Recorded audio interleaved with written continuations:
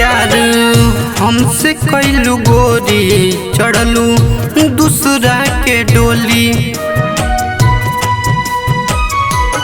प्यार हमसे कैलू गोरी, चढ़लू दूसरा के डोली। नावता मन लागत नइखे कतही हमर सोना हो। अब रोआई आवता मन लागत नइखे कतही हमर रानी हो। अब रोआई आवता।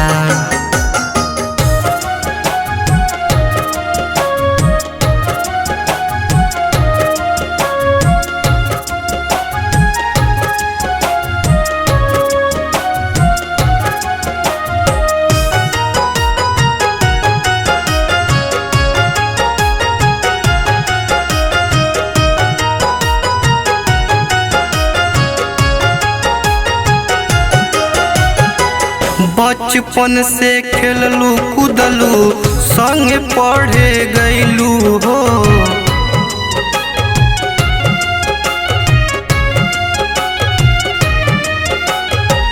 बचपन से खेललू कूदलू संग पढ़े गईलू हो। पियावा के पौते गोरी हमके तू भूलैलू हो।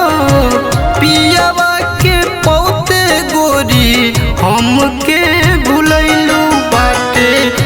दुनिया के मेला कके हमके अकेला याद रही रही के अंतिम विदाई आवता। मन लागत नइखे कतई हमर सोना हो। अब रोआई आवता मन लागत नइखे कतही हमर रानी हो। अब रोआई आवता।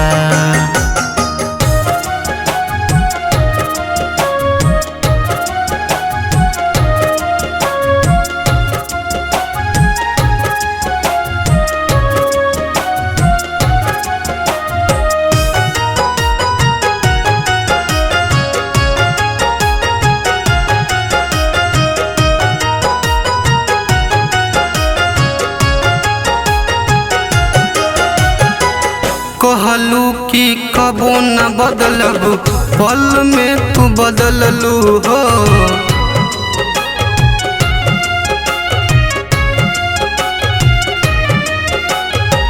छोड़ बाबू राजा के तू खालिक संगे चललू हो।